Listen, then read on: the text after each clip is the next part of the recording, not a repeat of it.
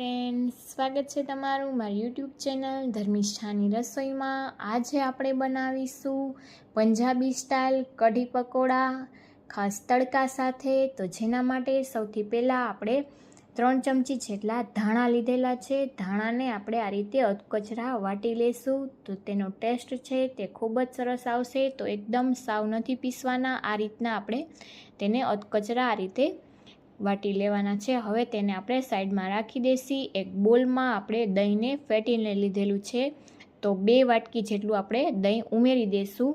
દહીં છે તે આપણે ખાટું લીધેલું છે, તો આ રીતે તેમાં આપણે ચણાનો લોટ ઉમેરી દઈશું। તો પહેલાં આપણે 1 વાટકી જેટલો ચણાનો લોટ ઉમેરી દઈશું અને તેને મિક્સ કરી લેશું અને ત્યારબાદ આપણે તેને એકદમ સરસ આ રીતે ચલાવીને મિક્સ કરી લેશું। તો લોટ છે તે પ્રમાણમાં ઓછો જ રાખીશું અને આ રીતે મિક્સ કરતા જશું અને ત્યારબાદ આપણે તેમાં પાણી ઉમેરીશું। તો સાથે જ પાણી નહીં ઉમેરીએ, જેથી કરીને આપણને આ લોટ અને દહીં મિક્સ કરવામાં ઇઝી રહે અને ગાંઠા પણ ન રહે। તો એકદમ સરસ સ્મૂથ થઈ જાય ત્યાં સુધી આ રીતે તેને સતત આપણે ચલાવીને એકદમ સરસ મિક્સ કરી લેશું। તો આ રીતે તમે જોઈ શકો છો કે એકદમ સરસ ગાંઠા વગરનું આપણું એકદમ સરસ બેટર તૈયાર થઈ ગયું છે। હવે આપણે તેમાં મસાલા કરી લેશું। તો મસાલામાં આપણે તેમાં હળદર ઉમેરીશું। તો હળદર આપણે તેમાં 1 ચમચી જેટલી ઉમેરી દઈશું। તો આ રીતે સાથે જ આપણે ઉમેરી દઈશું અને મસાલો પણ એમાં ઉમેરી દઈશું। તો મસાલો આપણે 1 ચમચી જેટલો તેને પણ ઉમેરી દઈશું અને એકદમ સરસ મિક્સ કરી લેશું અને ત્યારબાદ આપણે કઢીનો વઘાર કરીશું। તો આ કઢી પકોડા છે તે એકદમ ટેસ્ટી બનીને તૈયાર થાય છે। એકવાર આ રેસીપીથી બનાવીને ટ્રાય કરજો અને તેનો વઘાર છે તે આપણે ઘીથી કરીશું, તો એકદમ ટેસ્ટ ખૂબ જ સરસ આવશે। તો 2 ચમચી જેટલું આપણે ઘી ઉમેરી દઈશું। તમે તેલમાં પણ તેને વઘારી શકો। તો આ રીતે ઘી પીગળી જાય ત્યારબાદ અડધી ચમચી જેટલું આપણે તેમાં જીરું ઉમેરી દઈશું। ત્યારબાદ જે આપણે ધાણાને કૂટીને રાખેલા હતા તે ઉમેરી દઈશું 1 ચમચી જેટલા અને ત્યારબાદ આપણે ચપટી જેટલી હિંગ ઉમેરી દઈશું। તો આ રીતે એકદમ સરસ આપણે વઘાર થઈ જાય ત્યારબાદ આપણે તેમાં લસણ ઉમેરી દઈશું। તો લસણને મેં ઝીણું સુધારીને લીધેલું છે 1 ચમચી જેટલું, તેને ઉમેરી દઈશું। તો લસણને આ રીતે ઝીણું સુધારીને ઉમેરવાથી તેનો ટેસ્ટ ખૂબ જ સરસ આવે છે। તમે તેની પેસ્ટ પણ ઉમેરી શકો, પરંતુ આ રીતે કઢીમાં આ રીતે સુધારીને ઉમેરવાથી ટેસ્ટ સરસ આવે છે। ત્યારબાદ આપણે તેમાં 1 લીલું મરચું ઝીણું સમારેલું તેને ઉમેરી દઈશું। તેને પણ ચલાવીને સાતળી લઈશું। ત્યારબાદ આપણે તેમાં ડુંગળી ઉમેરી દઈશું। તો 1 નંગ નાની ડુંગળીને આપણે ઝીણી સમારેલી છે તેને ઉમેરી દઈશું અને બધી જ વસ્તુને એકદમ સરસ ચલાવી અને 2 મિનિટ જેવું આપણે સાતળી લઈશું। તો આ રીતે મીડિયમ ફ્લેમ પર આપણે 2 થી 3 મિનિટ જેવું તેને એકદમ સરસ સાતળી લઈશું।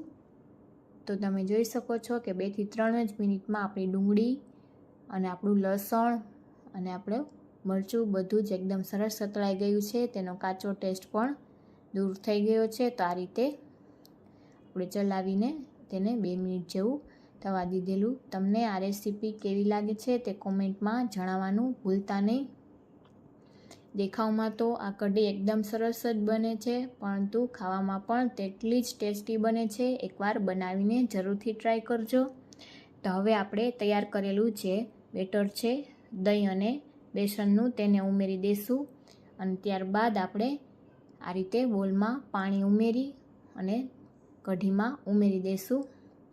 તો આ રીતે પાણી ઉમેરી દઈશું। કઢી છે તે આપણે બહુ વધારે પડતી ઘાટી નથી રાખવાની, પતલી જ કઢી રાખવાની છે, કેમ કે આપણે તેમાં પકોડા ઉમેરવાના છે।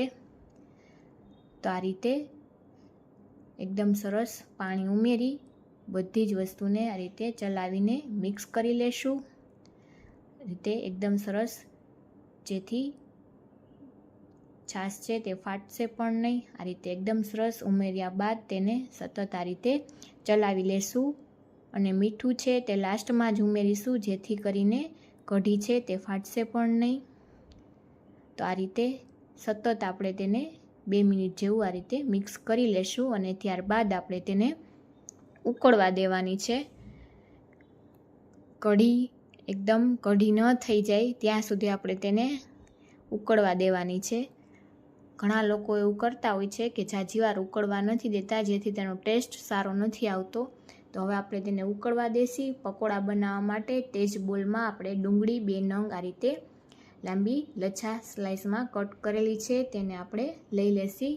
તેની સાથે આપણે આદુ મરચાં અને લસણની પેસ્ટ તેને પણ 1 ચમચી જેટલી તે લઈ લેશી. તેની સાથે જ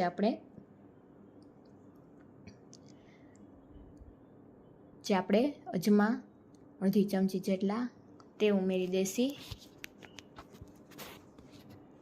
તો એકદમ સરસ હાથથી મસળીને મિક્સ કરી લેશી. અને ત્યારબાદ આપણે તેમાં બીજા મસાલા તો હિંગ ઉમેરીશું, જેથી કરીને ચણાનો લોટ પચવામાં ઇઝી રહે.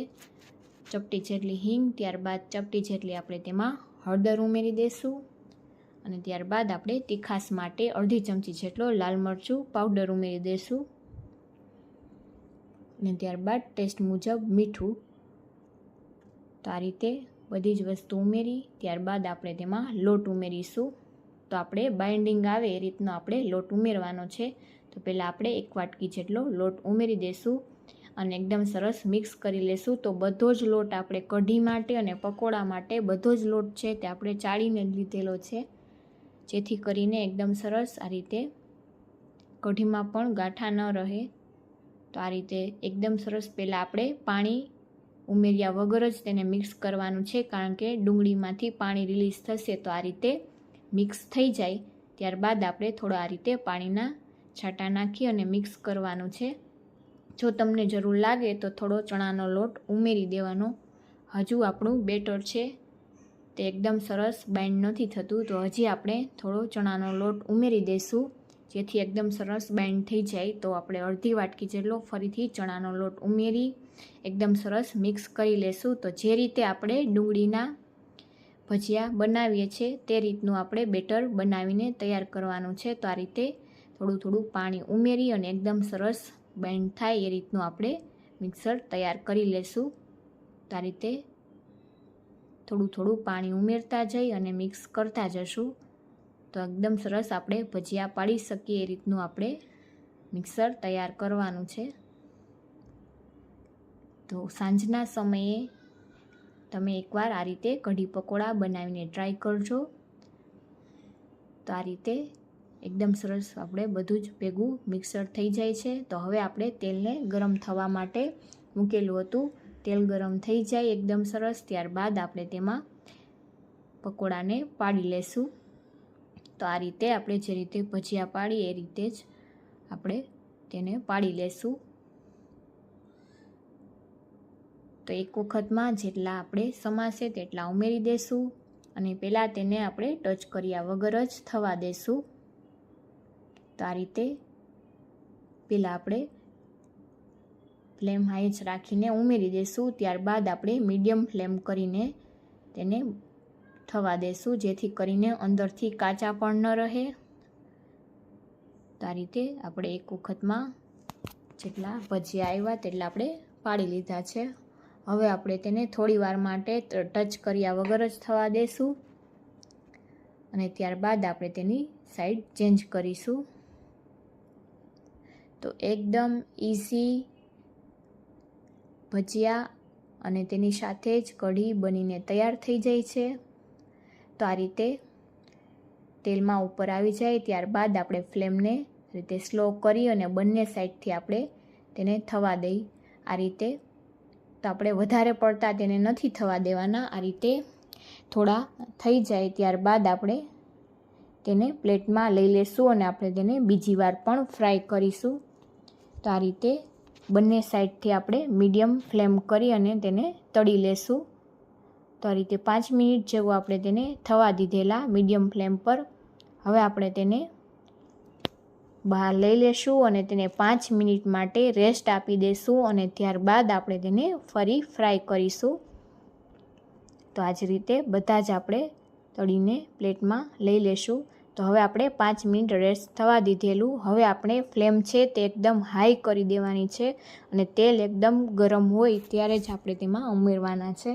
તો એકદમ ગરમ તેલમાં આપણે ઉમેરી દઈશું અને તેને આપણે 1થી 2 મિનિટ જેવું જ તેને ફ્રાય કરી લેશું, જેથી તેનો કલર પણ એકદમ સરસ આવી જશે અને બહારથી ક્રિસ્પી પણ થઈ જશે અને અંદરથી જરા પણ કાચા નહીં રહે. તો આ રીતે 1થી 2 મિનિટ જેવું આપણે તેને ફરીથી ફ્રાય કરી લેશું. તો આ રીતે ડબલ ફ્રાય કરીને ઉમેરવાથી એકદમ સરસ આપણા પકોડા બનીને તૈયાર થાય છે. તો આ રીતે 2 મિનિટ જેવું તેને થવા દઈ અને આપણે તેને બહાર લઈ લેશું. તો 2 મિનિટ જેવો આપણે સમય થઈ ગયો છે અને તમે જોઈ શકો છો કે આપણા પકોડાનો કલર છે તે પણ પહેલાં કરતાં ચેન્જ થઈ ગયો છે અને એકદમ સરસ ક્રિસ્પી થઈ ગયા છે. હવે તેલમાંથી નિતારી અને પ્લેટમાં લઈ લેશું. તો ત્યાં સુધીમાં આપણી કઢી છે તે પણ સરસ ઉકળીને તૈયાર થઈ ગઈ હશે. કઢીને પણ આપણે 20થી 25 મિનિટ જેટલી ઉકળવા દીધેલી. તો તમે આ રીતે કઢીને 20થી 25 મિનિટ જેટલું ઉકાળશો તો જ એકદમ સરસ કઢીનો ટેસ્ટ આવશે. તો આ રીતે તમે જોઈ શકો છો કે કઢી એકદમ પ્રમાણમાં અડધી થઈ ગઈ છે. હવે આપણે આ સમયે મીઠું ચાખીને ઉમેરી દેવાનું. તો 1 ચમચી જેટલું આપણે મીઠું ઉમેરી દઈશું અને એકદમ સરસ મિક્સ કરી લેશું અને ત્યારબાદ આપણે તૈયાર કરેલા પકોડા છે તે ઉમેરી દઈશું. તો ઘણા સર્વ કરતા સમયે પણ પકોડા ઉમેરે છે, પરંતુ તેના લીધે એકદમ સરસ મસાલા અને કઢી અને પકોડા મિક્સ નથી થતા. તો આ રીતે આપણે આ જ સમયે તેમાં ઉમેરી અને તેને 2 મિનિટ જેવું આ રીતે મિક્સ કરી લેશું, જેથી એકદમ સરસ મસાલા અને પકોડા બધી જ વસ્તુ કઢી સાથે સરસ મિક્સ થઈ જાય. તો આ રીતે 2 મિનિટ જેવું થવા દેશું. તો આપણા ગરમા ગરમ કઢી પકોડા બનીને તૈયાર થઈ ગયા છે. તો એકદમ સરસ આ રીતે મિક્સ કરી અને આપણે ફ્લેમ બંધ કરી દઈશું અને પછી આપણે તેને સર્વ કરીશું. અને આપણે સ્પેશિયલ તેમાં હજી વઘાર કરવાનું બાકી જ છે. તો એકદમ સરસ બધા જ પકોડા મિક્સ થઈ ગયા છે. હવે આપણે તેમાં ઉપરથી થોડા લીલા ધાણા ઉમેરી દઈશું. તો આ રીતે ધાણા ઉમેરી હવે આપણે તેને ફ્લેમ બંધ કરી લઈ લેશું અને આપણે 1 ચમચી ઘી ગરમ કરી તેમાં અડધી ચમચી રાઈ, ત્યારબાદ તેમાં 1/4 ચમચી જેટલું આપણે તેમાં મેથી દાણા ઉમેરી દઈશું. તો તે જરૂરથી ઉમેરવા. ત્યારબાદ 2 સૂકા લાલ મરચાં ઉમેરી દઈશું અને ત્યારબાદ આપણે મીઠા લીમડાના પાન ઉમેરી દઈશું. તો આ રીતે બધો જ વઘાર કરી અને ત્યારબાદ આપણે તેમાં 1 ચમચી જેટલું કાશ્મીરી લાલ મરચું ઉમેરી બધા જ વઘારને એકદમ સરસ મિક્સ કરી લેશું અને ત્યારબાદ આપણે તૈયાર કરેલી કઢીમાં ઉપરથી ઉમેરી દઈશું. તો આ રીતે સ્પેશિયલ વઘાર સાથે તડકા સાથે કઢી પકોડા તૈયાર છે. વિડીયો ગમ્યો હોય તો વિડીયોને લાઈક કરજો, શેર કરજો. જો ચેનલમાં નવા હોય, સબસ્ક્રાઈબ ન કરી હોય તો સબસ્ક્રાઈબ કરી લેજો, જેથી અવનવી રેસીપીઓ તમને મળતી રહે. મળીશું નવી રેસીપી સાથે. Thank you.